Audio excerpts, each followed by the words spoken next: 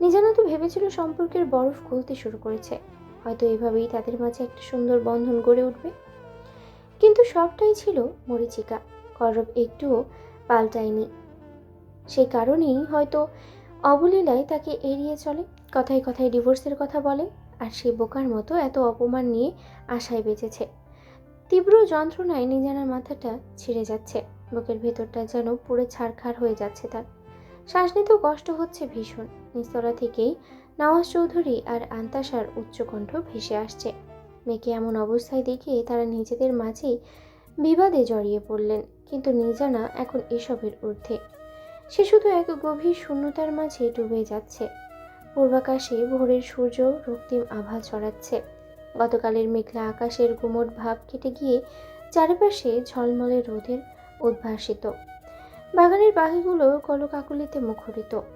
নিদ্রাভঙ্গ হতেই দিয়া দেখল সে তার পৃথিবীর সবচেয়ে প্রিয় দুই মানুষের সাথে শুয়ে আছে। নবনীতার পাশে, তার ওপাশে দিব্য। শোয়া থেকে উঠে বসতেই ও ডাগর চোখ দুটো বিস্ময়ে বড় বড় হয়ে গেল। সে কি স্বপ্ন দেখছে?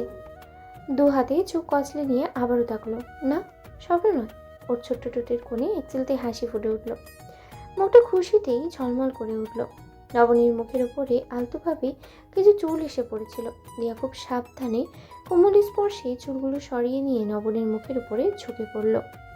আলতো করে চুমু খেলো গালে। একবার চুমু দিয়ে তৃপ্তি হলো না, আরেকটু হেসে আবারও আদর করলো। ঘুমের ঘোরে নবনী মুখটা একটু কুঁচকে নিল। তা দেখে দিয়া বেশ আনন্দিত হলো। সে আবারও নবনীর গালে ঠোঁট ছোঁয়ালো। দিব্যের ঘুম ততক্ষণে ভেঙে গেছে। মেয়ের এই অদ্ভুত সুন্দর কাণ্ড দেখে সে মৃদু হেসে ফিসফিসিয়ে বলল, কি চলছে এখানে মা? দিয়া চমকে উঠে বাবার দিকে চাইলো। একগাল হেসে বলল, পাপা, গুড মর্নিং। গুড মর্নিং সোনা। কিন্তু তুমি কি করছিলে? দিয়া তর্জনী দিয়ে নবনীকে দেখিয়ে আদুরে গলায় বলল, দেখো পাপা, ঘুমিয়ে থাকা মাম্মাকে কত প্রীতি লাগছে, কত শান্ত। তাই দিয়া ওকে আদর করে দিচ্ছে। ঘুমিয়ে থাকলে মাম্মা কত ভালো, আর রেগে থাকলে মাম্মা একদম পচা। ততক্ষণে নবনী পুরোপুরি জেগে উঠেছে। বাবা মেয়ের এই কথোপকথন তার কানে গেছে অস্পষ্ট। দিয়াকে ওরকম কাচুমাচু হয়ে বসে থাকতে দেখে পাহাড় সমান অপরাধবোধ চেপে বসলো নবনীর মনে। শোয়া থেকে উঠে বসলো। দিয়া তাকে দেখেছে। সে কিছু বলার সুযোগ পাওয়ার আগেই দিয়া খাট থেকে নেমে নিচে দাঁড়ালো। নিজের ছোট্ট দুই হাত দুই কানে শক্ত করে ধরল সে। ছলছল চোখে চেয়ে ধরা গলায় বলল, সরি মাম্মা, দিয়ার কোনোদিনও দুষ্টুমি করবে না। তুমি প্লিজ প্লিজ আর রাগ করে থেকো না। তুমি রাগলে দিয়ার খুব কষ্ট হয়। দিয়া খুব খুব সরি। এখন কি আমাকে কোলে নেবে, আদর করবে? দিয়া কি কান ধরে উঠবস করে দেখাবে মাম্মা? নবনীর বুকটা মোচড় দিয়ে উঠল। সহস্র কাঁটা এসে বিঁধল যেন সেখানে। চোখের কার্নিশ বেয়ে নোনা জল গড়িয়ে পড়ল। দিয়া সত্যি সত্যি উঠবস করতে উদ্যত হতেই নবনী বিদ্যুৎ বেগে খাট থেকে নেমে ওকে দুবাহুতে আগলে নিল। বুকের মধ্যে পিষে ধরে ডুকরে কেঁদে উঠল নবনী। মেয়ের মাথায় মুখ গুজে অস্পষ্ট স্বরে বলতে লাগলো, না না সোনা, একদম না। মাম্মা তোমার উপর একটুও রেগে নেই। মাম্মাকে ক্ষমা করে দাও সোনা। আমি বড্ড পচা, আম সো সরি। সরি সোনা। নবনীর কান্নার বেগ আরও বেড়ে গেল। হাউমাউ করে কাঁদতে লাগলো। গতকালের সেই কঠোরতা আর নিজের আচরণের কথা মনে পড়তেই তার তীব্র ঘৃণা আর রাগ হচ্ছিল নিজের উপরে। দিব্য অপ্রস্তুত হয়ে এদিকে ওদিকে তাকিয়ে নিচু স্বরে বলল, নবনী, এখন বাচ্চাদের মতো কান্নাকাটি করো না তো। তোমার মা এখনই চলে আসবে। সবাই কি ভাববে বলো তো? Please stop. নবনীর মেজাজটা এবার সত্যি খিটখিটে হয়ে উঠল। এই লোকটার কাছে আবেগের যেন কোনো মূল্যই নেই। এই অবস্থায়ও সে যুক্তির কথা বলছে। নবনী নিজের কান্নার তোড় সামলাতে না পেরে দিয়ার কপালে গালে আর সারা মুখে অজস্র চুমু খেতে লাগলো। দিয়া তার ছোট্ট হাত দিয়ে নবনীর চোখের পানি মুছে দিয়ে বলল, তুমি কেঁদো না মাম্মা, আমি পাপাকে খুব বকে দিব দেখো। দিব্য অসহায় ভঙ্গিতে মেয়ের দিকে তাকিয়ে কৃত্রিম আক্ষেপে সুরে বলল, সব দোষ কি আমার? আমি কেন শাস্তি দেওয়া হচ্ছে? এমনিতে মাম্মাকে এত আদর করা হচ্ছে, অথচ আমার ভাগে কিছুই জুটল না। নবনী ভেজা চোখে একবার দিব্যের দিকে তাকিয়ে বিড়বিড় করে বলল, হিংসুটে একটা লোক। হ্যাঁ, তুমি তো বড্ড দয়াবান। মেয়ে তার বাবার কথা জানতে চেয়েছে বলে তুমি তাকে ডিভোর্স দিতে চাচ্ছিলে। আর শোনো, মনের কথা কি এত আসতে বলো নাকি? আমরা কেউ শোনোনি। নবনী লজ্জিত হয়ে দাঁত দিয়ে ঠোঁট কামড়ালো। দিয়া বলল, মাম্মা ওয়াশরুমে যাব। নবনী তৎক্ষণাৎ ওকে কোলে তুলে নিয়ে আদুরে গলায় বলল। আচ্ছা চলো সোনা, চলো। ওরা ঘর থেকে বেরিয়ে যেতেই দিব্যের ঠোঁটে এক চিলতেই স্বস্তির হাসি ফুটে উঠল। বুক ভরে একটা দীর্ঘশ্বাস ছাড়ল। ভোরের কাঁচা রোদ ক্লাব ঘরের টিনের চালে ঠিকরে পড়ছে, চারপাশটা নিস্তব্ধতায় মোড়ানো। শান্ত যখন ক্লাবের দরজার সামনে এসে দাঁড়ালো, কপালে ভাঁজ পড়ল ওর। কপার দুটো সামান্য ফাঁক হয়ে আছে, কাল রাতের কনসার্টের ধকল এখনো শরীরে রয়ে গেছে। কলরবের শেষ মুহূর্তের অনুপস্থিতি পুরো দলটাকে যেভাবে নাজেহাল করেছে, তাতে ওর উপরে বিরক্তির পারদ আকাশচুম্বী। সেই রাগে শান্ত বিড়বিড় করতে করতে ভেতরে ঢুকেই থমকে গেল। ঘরের মাঝখানে রাখা বড় টেবিলটার উপরে দুই পা তুলে দিয়ে চেয়ারটার পেছনে হেলিয়ে দিয়ে কেউ একজন বেশ আয়েশ করে ঘুমিয়ে আছে। দৃশ্যটা দেখে শান্ত বিস্ময়ের সীমা রইল না। এভাবেও কেউ ঘুমাতে পারে? আরও কাছে এগোতেই চেনা অবয়বটা স্পষ্ট হলো। কলরব। শান্ত খানিকটা কর্কশ স্বরেই ডাক দিল। কলরব, এই কলরব, তুই এইখানে এভাবে শুয়ে আছিস কেন? ডাক শুনে কলরব এক প্রকার লাফিয়েই জেগে উঠল। তন্দ্রাচ্ছন্ন চোখে একবার শান্তকে দেখল, তারপর কোনো উচ্চবাচ্য না করে আবারও আয়েশ করে চেয়ারে গা এলিয়ে দিল। শান্তর বিরক্তি এখন তুঙ্গে। ঝড়ের বেগে ঘরে ঢুকলো অভিক আর অনন্ত। কলরবকে দেখেই দুজনে যেন দ্বিগুণ উৎসাহে তেড়ে এলো। অনন্ত অবিশ্বাসের সুরে চিৎকার করে উঠল।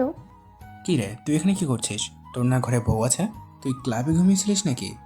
কলরব ধীরে ধীরে মুখ তুলে তাকালো। তার দু চোখে ক্লান্তি, উদাসীনতা। নির্বিকার গলায় জবাব দিল। আব্বু বাড়ি থেকে বের করে দিয়েছে। কথাটা শুনে উপস্থিত তিনজনের কারোর কপালে খুব একটা চিন্তার রেখা ফুটে উঠল না।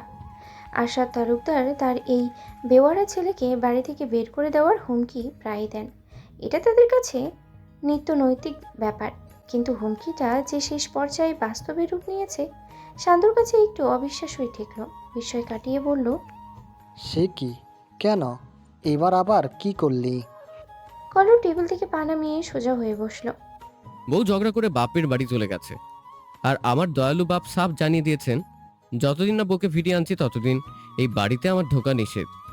অনত যেন খুব মজার কিছু শুনলো। হাসতে হাসতেই ভ্রু কুচকে টিপুনি কাটলো।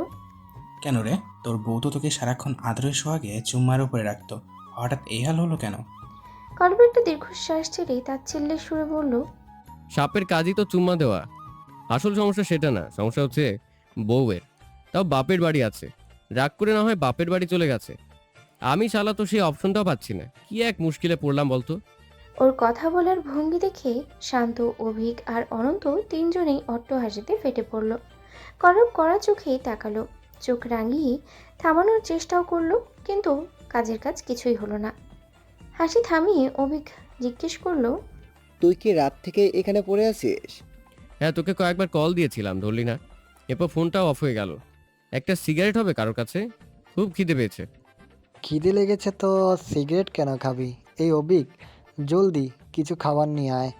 অভিক বেরিয়ে যেতেই অনন্ত পাশে বসলো।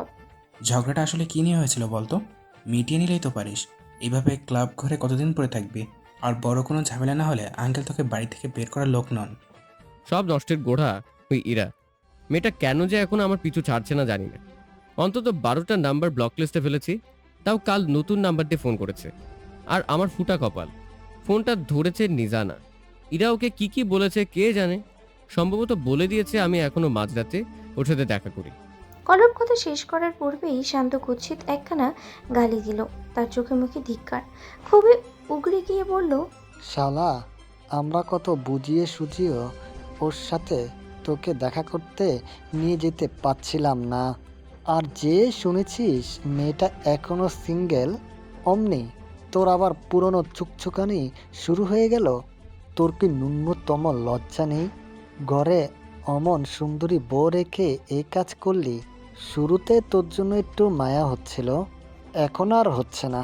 লিজানা আর তোর বাপ একদম ঠিক কাজ করেছে। তোর সাথে আরো খারাপ হওয়া উচিত। শান্তর কথা শেষ হওয়ার আগেই কলরবর পায়ে সজোরে একটা লাথি বসিয়ে দিল। রাগে দাঁত কিরমির করে বলল। শালা, আমি কখন বললাম যে দেখা করেছি? রাত বেরাতে আমি তোদের সাথেই থাকি, এটা নিজানা না জানো?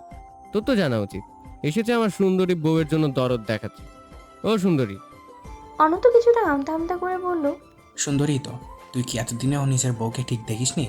সিরিয়াসলি বলছিস? মেয়েটা তোর ঘরেই থাকে, নাকি তুই আসলে কানা? আমি সেটাই বুঝতে পারছি না। কথাটা শুনে কলরব কিছুক্ষণের জন্য একদম চুপ হয়ে গেল, যেন ভাবলো গভীর চিন্তায় সে ডুবলো। অনন্ত গম্ভীর গলায় বলল, একটা কথা সিরিয়াসলি বলবো, তুই কি এখনও ইরাকে ভুলতে পারিস না? দেখ ভাই, ওই মেয়েটা তোকে ঠকিয়েছে, এটা সত্য।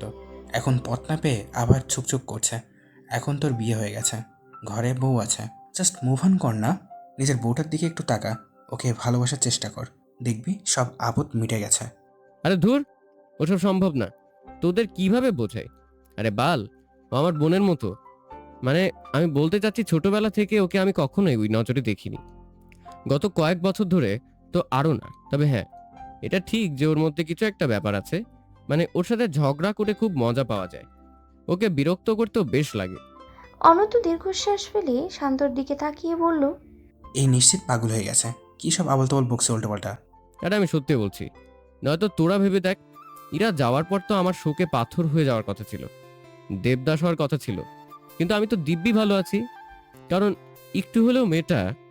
কলরবের কথাগুলো মাঝপথেই থেমে গেল। অবিকা শান্ত দুজনেই উৎসুক চোখে চেয়ে আছে ওর দিকে, পরবর্তী শব্দের অপেক্ষায়। কিন্তু কলরব আর বলতে পারল না, সব কথা মুখে বলে বোঝানো সম্ভব নয়। সে বলতে পারল না, বা কিভাবে বোঝাবে সেটাও বুঝলো না। তার একাকিত্ব আর কাউকে হারানোর তীব্র বেদনায় নীল হয়ে যাওয়া রাতগুলোকে রাঙানোর একটা গোপন জাদু এই মেয়েটার জানা আছে। হঠাৎ কথাবার্তায় কলরবকে বিরক্তির সাথে স্বাভাবিক করে। সে বলতে পারল না কিভাবে নিমিষেই ওই মেয়েটার অস্তিত্বের মাঝে নিজেকে বিলীন করে দিয়ে সে ভুলে যেতে পারে পৃথিবীর সমস্ত কোলাহল। তার বুকে মুখ লুকিয়ে সে স্বস্তিটুকু কলরব পায়। তার নাম তার জানা নেই, এই টনিকের মতো এটা। সেই মুহূর্তগুলোকে জাগিত কোনো দুশ্চিন্তা তাকে স্পর্শ করার সাহস পায় না। অত্যন্ত অপছন্দের বিরক্তিকর এই মেয়েটার মাঝে সত্যি অদ্ভুত কোনো একটি শক্তি আছে, যা কলরবকে বারবার নিয়ন্ত্রণ করে দেয়। নিজানার যখন ঘুম ভাঙল ঘড়ির কাঁটা তখন 12টার ঘর ছুঁই ছুঁই। মানসিক ধকলে শরীরটা যেন পাথরের মতো ভারী হয়ে আছে। ধীর পায়ে সিঁড়ি বেয়ে নিচে নামলো সে। বিশাল বাড়িটা খাকা করছে। আন্তাসা কিংবা নওয়াজ চৌধুরী কারোর থাকার কথা নয়, এই সময়ে তারা সাধারণত অফিসেই থাকেন। বাড়িতে 2জন গৃহকর্মী থাকে, যারা স্থায়ীভাবে এই বাড়িতেই বসবাস করে। তাদেরই একজন মাহমুদা। রান্নাঘরে ব্যস্ত ছিল সে। নিজানাকে সিঁড়িতে দেখেই তড়িঘড়ি করে বেরিয়ে এলো, কিছুটা কুণ্ঠিত স্বরে বলল, আপু উঠে গেছেন? শরীরটা কি ভালো লাগছে এখন? আপনি কি খাবেন বলেন, আমি এখনই গরম গরম রেঁধে দিচ্ছি। আর এমনি তো অনেক কিছু রান্না করেছি, চাইলে সেখান থেকেও দিতে পারি। নিজানা মাহমুদার কথায় উত্তর দিল না। তার চোখ জোড়া অস্থিরভাবে সদর দরজার দিকে ঘুরছে। মনের কোনো একটা সূক্ষ্ম আশা ছিল, হয়তো ও বাড়ি থেকে কেউ এসেছে, অন্তত কেউ একজন কি খোঁজ নিতে আসেনি। মাহমুদা লক্ষ্য করলো নিজানার চেহারাটা কেমন জানি বিবর্ণ হয়ে গেছে। গত কয়েকদিনেই মেয়েটা যেন অনেকটা শুকিয়ে গেছে। নিজানাকে নিশ্চুপ দেখে সে আবারও আমতা আমতা করে বলল, আপু কিছু বলছেন না যে? খুব খিদে পেয়েছে নিশ্চয়। চাচি আম্মা বলেছেন আপনি একটু অসুস্থ। ভাবনা থেকে বাস্তবে ফিরে এলো নিজানা, চমকে উঠে বলল, হ্যাঁ, যা রান্না করেছো সেটাই দাও। মাহমুদা মাথা নেড়ে খাবারের গোছগাছ করতে রান্নাঘরে চলে গেল। নিজানা ডাইনিং টেবিলের চেয়ার টেনে বসে পড়ল। হঠাৎ মনে পড়ল তাড়াহুড়ো করে আসার সময় ও বাড়ি থেকে ফোনটা পর্যন্ত আনা হয়নি। বাইরের দুনিয়ার সাথে তার এখন কোনো যোগাযোগ নেই। মাহমুদা খাবার নিয়ে এলো। নিজানা নিজেকে সামনে নিয়ে খুব নিচু স্বরে জিজ্ঞেস করলো, আচ্ছা, সকাল সকাল বাড়ি থেকে কি কোনো মেহমান বা কেউ এসেছিল? মাহমুদা মাথা নেড়ে নির্লিপ্ত স্বরে জানালো, না তো আপা, কেউ আসেনি। নিজানার বিশ্বাস করতে কষ্ট হলো। অবচেতনে একটা নাম ওর ঠোঁটের আগালে চলে এলো। খুব মৃদু স্বরে জিজ্ঞেস করলো, কলরব, ও কি আসেনি? মাহমুদা খানিকটা অবাক হয়ে পাল্টে প্রশ্ন করলো। কলরব কে আপা? নিজানা আর কোনো উত্তর দিল না। হঠাৎ করেই কথা বলার সমস্ত শক্তি যেন হারিয়ে ফেলেছে সে। বুকের ভেতরটা এক অজানা হাহাকারে ভরে উঠল। তবে কি কলরব সত্যি খুশি হয়েছে? নিজানা চলে আসতেই কি ওর উপদ্রব বিদায় হয়েছে বলেই ও আর কোনো খোঁজ নেওয়ার প্রয়োজন বোধ করেনি?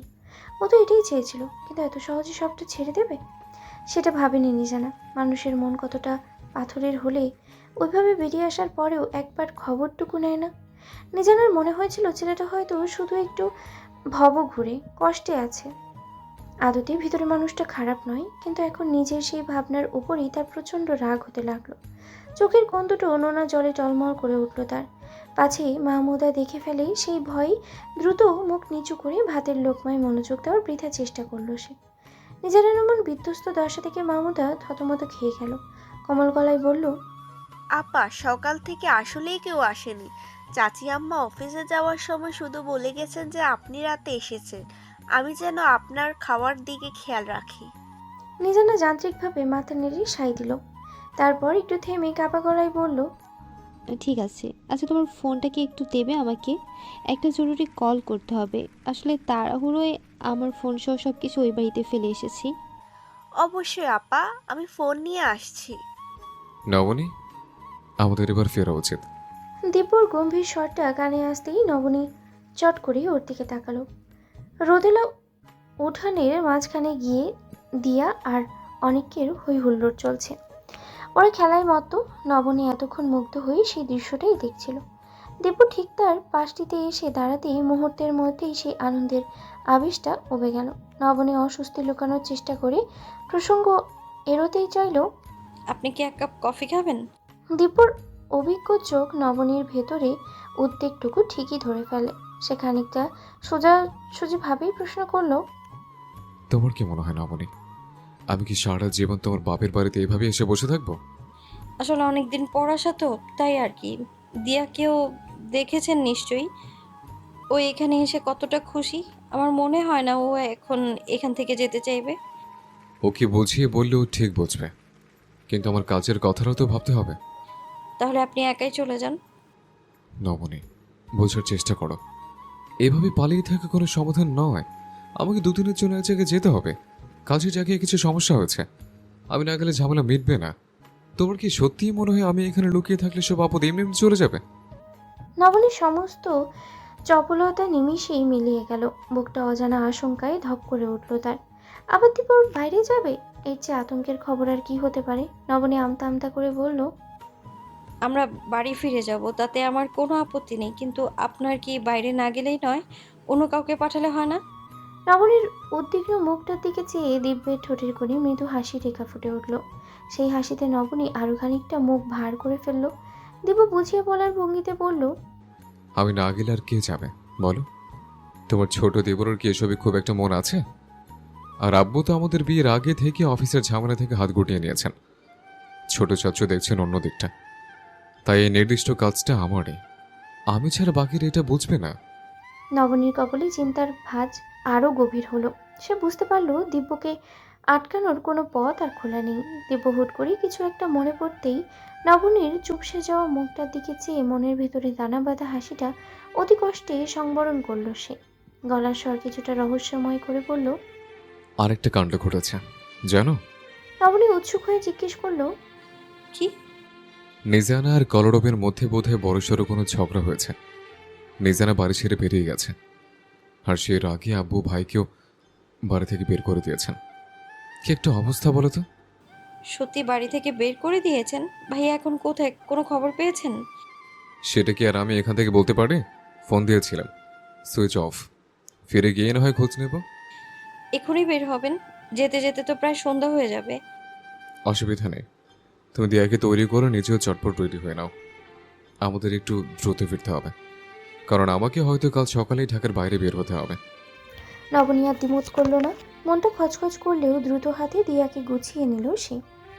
উঠোনে দাঁড়িয়ে দিব্য গাড়ির চাবি হাতে অপেক্ষা করছিল। বাড়ির সবার কাছ থেকে বিদায় নিয়ে নবনী বের হয়ে এলো দিয়াকে নিয়ে। গাড়ির কাছে এসেই সে বায়না ধরলো, মাম্মা, আমি কিন্তু তোমাদের সাথে সামনে বসবো। নবনীর মুখে মৃদু হাসি ফুটে উঠল। আলতো করে দিয়ার গালে একটা চুমু খেয়ে বলল, ওকে ডান। দীপু ততক্ষণে ড্রাইভিং সিটে গিয়ে বসেছে। নবনী দিয়াকে কোলে নিয়ে ওর পাশে সিটটাই বসলো। গাড়ি স্টার্ট দিয়ে কিছুটা পথ যাওয়ার পর দীপু একবার আর চোখে নবনীর দিকে তাকিয়ে জিজ্ঞেস করলো, তোমার কষ্ট হচ্ছে না তো? নবনী মাথা নেড়ে আশ্বস্ত করলো যে ও ঠিক আছে। শহরের চেনা রাস্তায় যখন ওরা প্রবেশ করলো ততক্ষণেই চারপাশে অন্ধকার বেশ জাগিয়ে বসেছে। দুপুরে সেই কড়া সূর্য অনেক আগেই বিদায় নিয়েছে। এখন রাস্তার দুধারে ল্যাম্পপোস্ট আর বহুতল ভবনগুলোর কৃত্রিম আলোয় চারপাশটা ঝলমল করছে। দিনের বেলায় চেনা শহরটাকে রাতে একদম অন্যরকম মায়াবী বলে মনে হয়। নবনী এক মনেই জানলার বাইরে তাকিয়ে সেই আলো আঁধারি খেলা দেখছিল।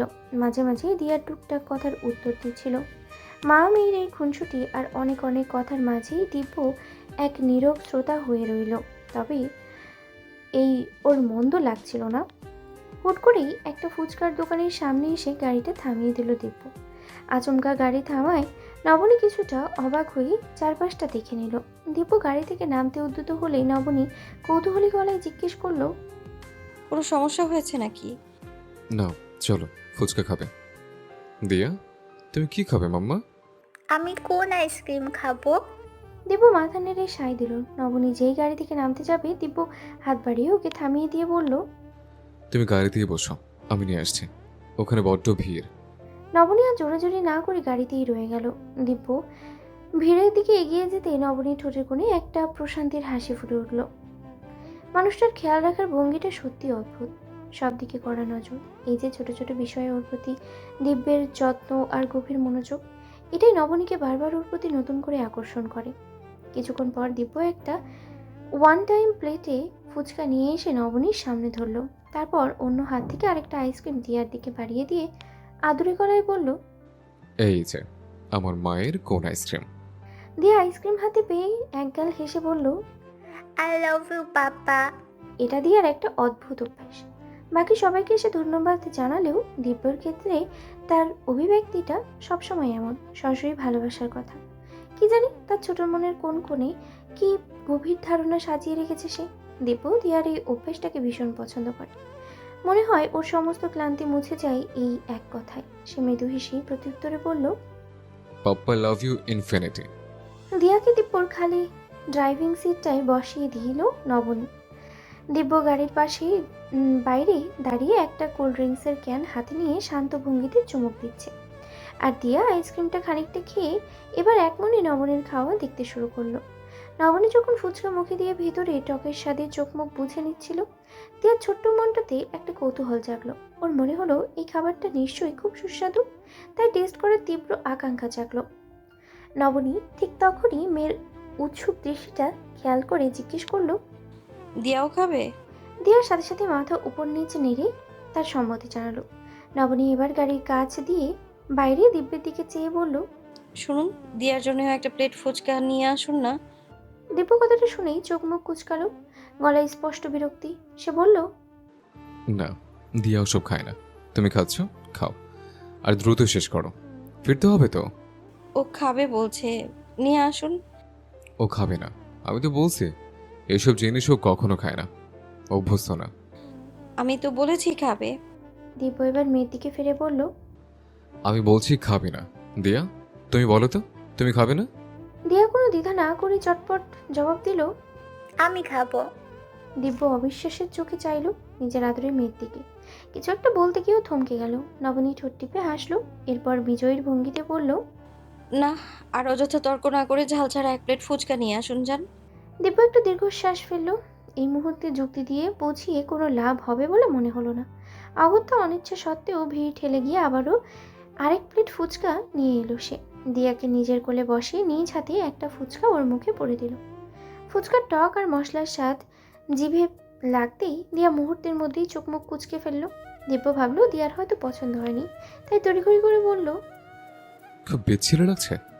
জোর করে খাওয়ার একদম দরকার নেই সোনা, বের করে দাও। দিয়া মাথা নেড়ে না জানালো। বেশ উচ্ছ্বসিত গলায় বলল, না পাপা, এটা খুব টেস্টি, তুমিও একটা খাও না। পাশে পাশে নবনী হাসছে। দিব্য আর চোখে নবনীর দিকে একবার বিরক্তিতে তাকালো। অর্থাৎ নবনীর হাসিটা তার মোটেও পছন্দ হচ্ছে না। নবনী অবশ্য সেই সবে পাত্তা দিল না। দিয়া তার ছোট্ট হাত দিয়ে প্লেট থেকে একটা ফুচকা তুলে দিব্যের মুখের সামনে ধরল। দিব্যের মোটেও ইচ্ছে ছিল না, তবুও মেয়ের আবদার ফেরাতে না পেরেই মুখ বাড়িয়ে সেটা খেয়ে নিল। নবনী উৎসুক চোখে তাকিয়ে রইল দিব্যের প্রতিক্রিয়ার অপেক্ষায়। দিয়া জিজ্ঞেস করলো, পাপা বলো, খুব টেস্টি তাই না? হ্যাঁ। নবনী কিছুটা অবাক হয়ে প্রশ্ন করলো, সত্যি আপনার ভালো লেগেছে? হ্যাঁ, ঝাল ছেড়ে মোটামুটি খাওয়া যায় আর কি। নবনী শুধু মাথা নাড়ল। মনে মনেই তার হাসতে হাসতে পেট ফেটে যাওয়ার উপক্রম, কিন্তু অনেক কষ্টেই নিজেকে সংযত করে গম্ভীর্য ধরে রাখল সে। দিয়া প্লেটের প্রায় অর্ধেক ফুচকাটাই নিজের হাতেই দিব্যকে খাওয়ালো, আর দিব্য বিনা বাক্যে মেয়ের কথা মানল। কলরবের চিন্তায় অলেখার অস্থিরতা যেন বাদ মানছে না। আশাদ তালুকদারের সঙ্গে এক দফা তুমুল ঝগড়া হয়ে গেছে তার। এখন অভিমানী খাওয়া দাওয়া বন্ধ করে অন্য ঘরে গিয়ে খিল দিয়েছেন তিনি। আশাদ তালুকদারও নিজের সিদ্ধান্তে অটল। তিনি সাফ জানিয়ে দিয়েছেন যে যাই হোক নিজের থেকে কলরবের কোনো খোঁজ তিনি নেবেন না। তবে মনে মনে তিনিও যে বেশ বিপাকে পড়েছেন, পরিস্থিতি এমন দাঁড়িয়েছে যে আন্তাসার সঙ্গে কথা বলার সাহসটুকুও পাচ্ছেন না তিনি। বাড়ির এই গুমট আবহের মধ্যেই মাঝা নিজেও প্রচণ্ড অস্থির হয়ে আছেন। তবে তার অস্থিরতার কারণ ভিন্ন। তার মাথায় অন্য কোনো এক গভীর পরিকল্পনা ঘুরপাক খাচ্ছে। ধীর পায়ে তিনি কায়েফের ঘরের সামনে এসে দাঁড়ালেন। দরজার ভেতর থেকে বন্ধ। মাঝা কয়েকবার ধাক্কা দিয়ে গভীর গলায় ডাকলেন, কায়েব, দরজা খোল, তোর সাথে জরুরি কথা আছে। কায়েফ তখন মেঝের উপরে এলিয়ে বসেছিল। মদের আস্ত একটা বোতলের অর্ধেকটা ইতোমধ্যেই তার পেটে চলে গেছে।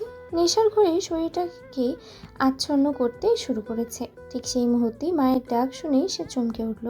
ভেতর ভেতর কিছুটা ঘাবড়েও গেল। তড়িঘড়ি করে গ্লাস আর বোতলটা ঠেলে দিল খাটের নিচে। মাঝার দরজায় করাঘাতের ধরন দেখে সে বুঝতে পারল আজ কথা না বলে তিনি যাবেন না। দ্রুত ওয়াশরুমে ঢুকে চোখে মুখে পানির ঝাপটা দিয়ে ভালো করে কুলি করে নিল। নেশার ঘরে গলাটা ধরে আসছে। যতটা সম্ভব নিজেকে স্বাভাবিক রাখার আপ্রাণ চেষ্টা করে দরজার দিকে এগিয়ে গেল। দরজাটা খুলে দিয়ে কিছুটা দ্রুত দূরত্ব বজায় রেখে দাঁড়িয়ে আমতা আমতা করে বলল, আম্মু কিছু বলবে? মাঝা ঘরে ঢোকার সঙ্গে সঙ্গেই তীব্র বিরক্তিতে চোখ মুখ কুঁচকে ফেলল। একটা উটকো কটু গন্ধ তার নাকে এসে ধাক্কা দিল। এই গন্ধ তার অপরিচিত নয়। কায়েফ ভীষণ আড়ষ্ট বোধ করতে লাগলো। শেষ রক্ষা যে হলো না তা মায়ের চোখের চাউনি দেখে সে স্পষ্ট বুঝতে পারছে। মাঝা অত্যন্ত রাগী দৃষ্টিতে চেয়ে তীক্ষ্ণ স্বরে বললেন, কায়েব, তুই এসব করেছিস? কায়েফ টলমলে পায়ে এগিয়ে গিয়ে বিছানায় ধপ করে বসে পড়ল। মায়ের দিকে না তাকিয়ে নির্লিপ্ত গলায় জবাব দিল, আমি বড় হয়েছি আম্মু, সব ভালো মন্দের হিসাব দেওয়ার সময় এখন আর নেই।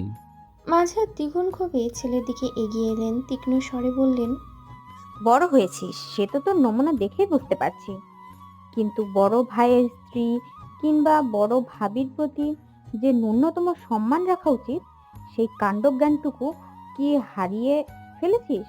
কায়েফ মায়ের কথা মতো আগামাথা কিছুই ধরতে পারল না। সে আকাশ থেকে পড়ার মতো অবাক হয়ে বলল, এসব কি বলছো আম্মু? কিসের সম্মান? একদম নাটক করবি না আমার সামনে। একটা কথা কান খুলে শুনে রাখ কায়েব, এই মেয়েটার বিয়ে হয়ে গেছে, আর এখন যদি কোনো কারণে ওদের ডিভোর্স হয়ে যায় তাও আমি ওই মেয়েটাকে তোর বউ হিসেবে কোনোদিন মেনে নেব না, না মানে না। মাঝার কথাগুলো কায়েফের কানে তপ্ত তীরের মতো বিঁধল। এসব যেন তার বোধগম্যের বাইরে। ডিভোর্স হবে মানে কি? সে স্তম্ভিত হয়ে জিজ্ঞেস করল, আম্মু তুমি কি বলছো এসব? আর কেনই বা বলছো? সত্যি করে বলতো, কলরব আর নিজানার এই ঝামেলার পেছনে কি তোর কোনো হাত আছে? দেখ কায়েব। মাঝারি কথা শেষ করতে না দিয়েই কায়েফ অবিশ্বাস্য গলায় চিৎকার করে উঠল, এসব কি আজে বাজে কথা বলছো তুমি? এসবের মধ্যে আমি আবার কোন থেকে এলাম? না, আসলেই আমাদের জন্য ভালো। কায়েফ কিছুক্ষণ পাথরের মতো নিশ্চুপ হয়ে রইল। বুক চিরে একটু দীর্ঘশ্বাস বেরিয়ে এলো তার। আহত গলায় প্রশ্ন করল, তুমি আমাকে এতটা অবিশ্বাস করছো আম্মু?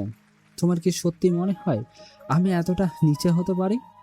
অবিশ্বাস করছি না, তবে তোর বর্তমান নমুনা তো চোখের সামনেই দেখতে পাচ্ছি।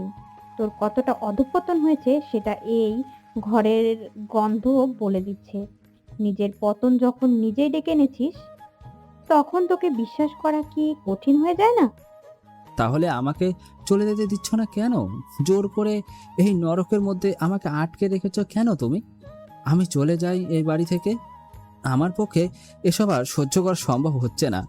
সকাল হলে ওকে দেখি, খাওয়ার সময় ওকে দেখি, সন্ধ্যায় দেখি, তাও আবার অন্য কারোর সঙ্গে। কি করব আমি বলতে পারো? ছেলেটার কথায় মাঝার বুকটা মুচড়ে উঠল।